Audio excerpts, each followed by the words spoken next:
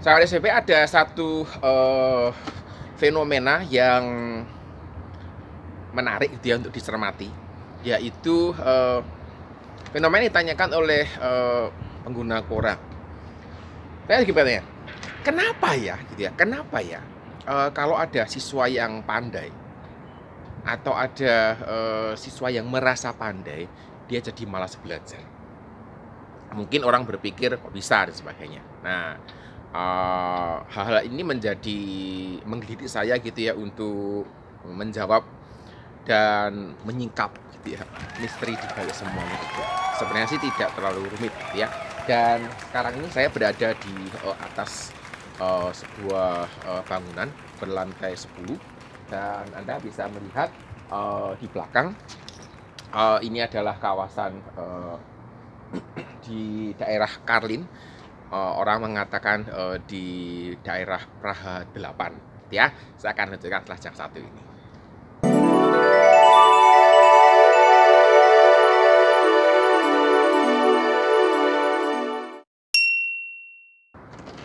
Jadi sebenarnya ini bukanlah sesuatu yang aneh, ini sesuatu yang wajar menurut saya. Jadi ketika orang itu merasa bahwa saya ini cukup pandai, saya ini mengerti banyak hal, saya ini punya wawasan luas, saya ini smart begitu, maka tidak merasa gitu ya, tidak merasa perlu untuk berjuang, sehingga kemauan untuk maju ini gitu ya, itu dianggap ya enggak penting gitu. Kenapa? Karena toh saya udah merasa bisa, saya udah merasa aman, saya merasa bisa mengalahkan teman-teman saya. Dan karena merasa unggul ini, dia tidak merasa tertantang. Nah, ini menjadi bagian yang menarik karena sebenarnya mereka yang merasa pandai kemudian tidak punya semangat belajar ini, sebenarnya mereka tidak punya motivasi belajar. Nah, untuk hal itu gitu ya, mereka ini sebenarnya kehilangan motivasi belajarnya karena situasi yang mereka hadapi. Nah, ini menjadi bagian yang penting yang kita bisa kulik gitu ya. Jika Anda orang tua yang punya anak yang merasa dia cukup pandai gitu ya, kemudian merasa bahwa dia ngerti segalanya, dia merasa bahwa dia bisa mengalahkan teman-temannya, tidak tertantang, kemungkinan besar memang kehilangan motivasi untuk belajar. Motivasi adalah sebuah kata kunci di dalam masalah ini. Jadi ketika kita melihat fenomena seorang anak yang merasa pandai, merasa punya segalanya begitu, bisa mengalahkan teman-temannya, tidak tertantang, kita punya masalah dengan motivasi dengan anak ini. Artinya ketika seorang siswa, seorang anak ini tidak punya motivasi, maka dia tidak akan belajar. Mudah bosan karena ya apa yang aku baca aku udah ngerti kok gitu. Apa yang aku pelajari sekarang ini aku sudah ngerti kok gitu. Sehingga tidak ada satu gairah belajar, tidak ada semangat belajar yang membuat dia itu merasa perlu untuk terus mengembangkan diri. Nah, sekarang begini, pertanyaannya adalah motivasi ini tanggung jawabnya siapa? Apakah di tanggung jawabnya orang tua atau guru atau diri sendiri? Ini menjadi sebuah pertanyaan penting yang mesti kita jawab bersama-sama, karena seringkali ada banyak paradigma yang berbeda dan rata-rata itu mengarah pada tanggung jawabnya guru atau sekolah. Saya menduga gitu ya, mengumpulkan siswa-siswa yang dianggap cerdas gitu ya. Mohon maaf karena masyarakat Indonesia itu menilai kecerdasan itu hanya berdasarkan seperti yang saya sampaikan, matematika, bahasa asing, sains, fisika, kimia, dan seterusnya. Itu menjadi parameter gitu ya. Ketika seorang siswa itu dianggap cerdas, maka ini kemungkinan besar gitu ya, sekolah ini membuat situasinya ini supaya termotivasi belajar, mereka digumulkan aja. Sehingga ada tantangan gitu ya, ada tantangannya. Tantangannya adalah bagaimana siswa ini melihat bahwa ternyata aku kalah sama dia. Kalau aku nggak belajar, nah bisa goodbye, kira-kira begitu. Dan ini model-model memotivasi yang menurut saya gitu ya, model yang paling mudah tetapi tidak bertahan lama. Dan memang gitu ya, memang situasi ini mengumpulkan siswa yang dianggap cerdas dalam satu kelas ini memudahkan guru di dalam menyampaikan materinya. Dan dengan menempatkan anak di dalam situasi yang bersaing ini, maka mereka itu terpaksa ya, terpaksa belajar, mereka itu terpaksa membaca materinya, mereka itu terpaksa punya gairah gitu ya. Karena apa? Karena takut bersaing dengan temannya. Satu fenomena yang menurut saya ya memang langkah yang instan ya, langkah yang cepat untuk diselesaikan, untuk bisa langkah cepat itu diambil untuk bisa menyelesaikan masalah ini. Masalahnya sekali lagi adalah membangun motivasi dengan cara seperti ini itu adalah membangun motivasi belajar dengan cara yang kurang tepat. Kenapa? Karena ketika mereka keluar dari zona yang tidak nyaman ini, gitu ya, mereka keluar dari dunia persaingan ini, ya udah selesai juga, hilang juga motivasinya. Saya sampaikan bahwa ini adalah solusi yang sifatnya instan, solusi yang sifatnya mudah, cepat, begitu. Tetapi selain tadi yang saya sampaikan, solusi ini juga sebenarnya bukan tanpa masalah. Kok bisa? Karena sebenarnya menimbulkan kesenjangan antar siswa. Bukankah selama ini kriteria yang digunakan untuk mengevaluasi kecerdasan itu sangat sempit gitu ya. Jadi lain dengan tidak penting gitu. Ada paradigma siswa mengatakan, ngapain kamu belajar sejarah? Ngapain kamu belajar ekonomi? Itu gampang kok gitu. Mending belajar yang lain saja, lebih penting katanya. Nah, ini situasi ini dipromosikan oleh sekolah gitu ya. Juga mengklarifikasi apa yang ada di masyarakat. Masyarakat menganggap bahwa siswa yang jago matematika itu dia cerdas gitu.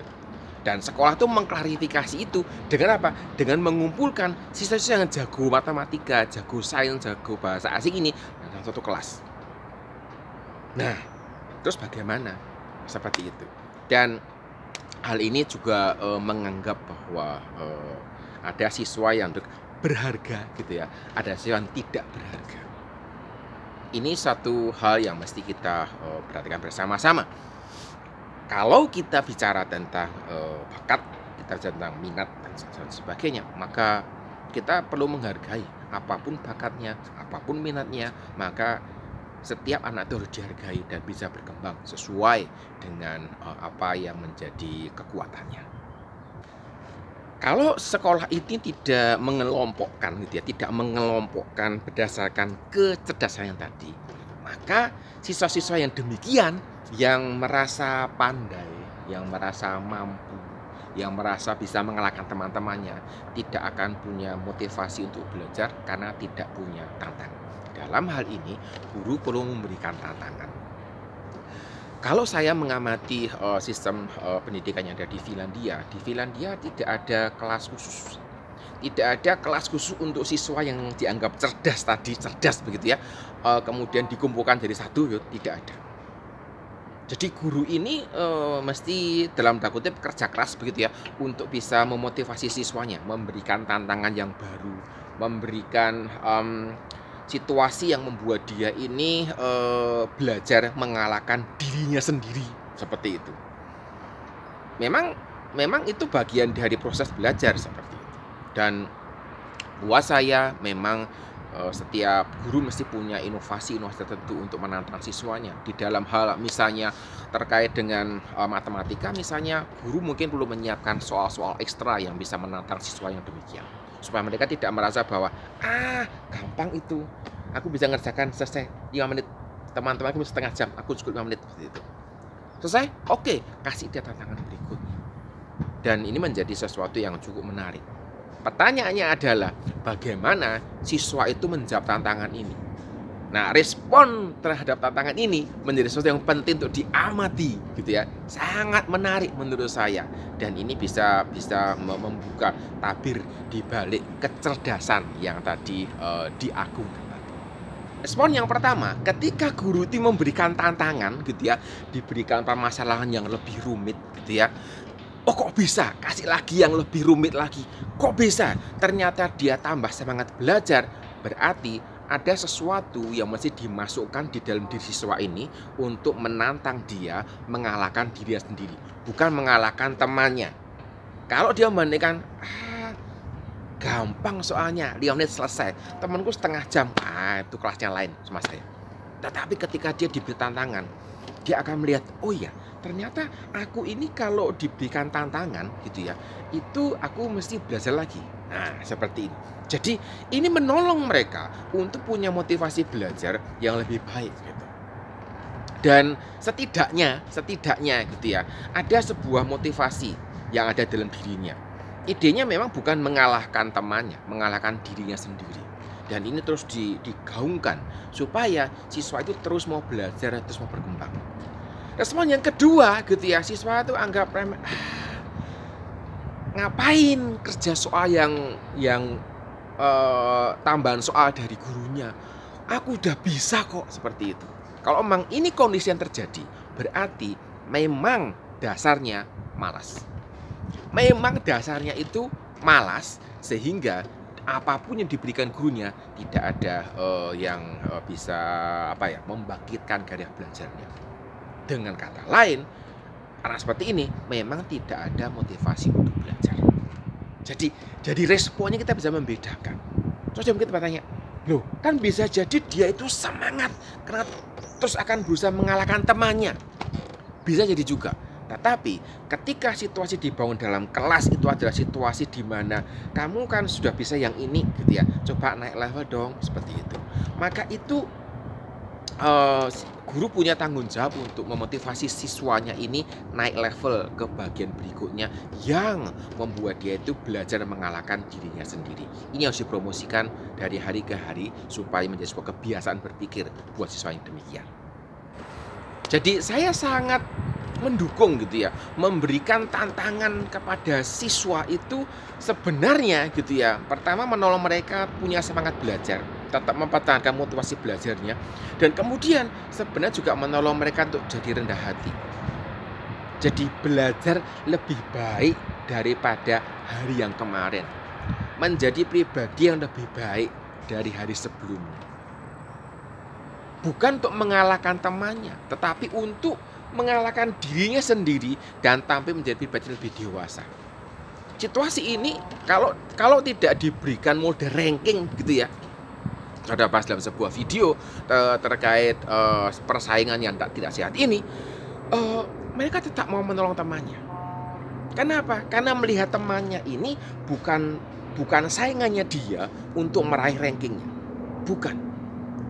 Ketika anak ini melihat temannya ini atau mungkin sahabat terbaiknya ini adalah saingan terberatnya gitu ya untuk meraih ranking, maka ketika teman baiknya ini mengalami kesulitan, saya tidak yakin bahwa akan ditolong.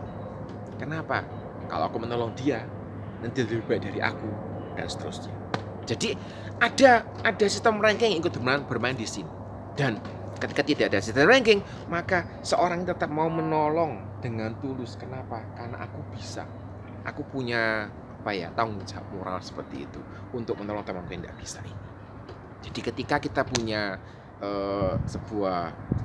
jika Anda kepala sekolah yang mengelola sebuah sekolah, mungkin ada baiknya memikirkan hal ini. Kenapa? Karena menjadi sebuah sekolah yang memberdayakan siswa, yang menantang siswa untuk mengalahkan dirinya sendiri adalah sesuatu yang cukup masih langka di Indonesia.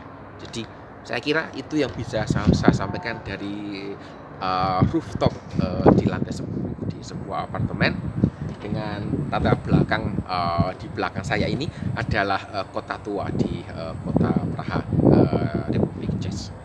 Saya kira itu yang saya sampaikan. Kita jumpa di lain kesempatan. Sampai jumpa.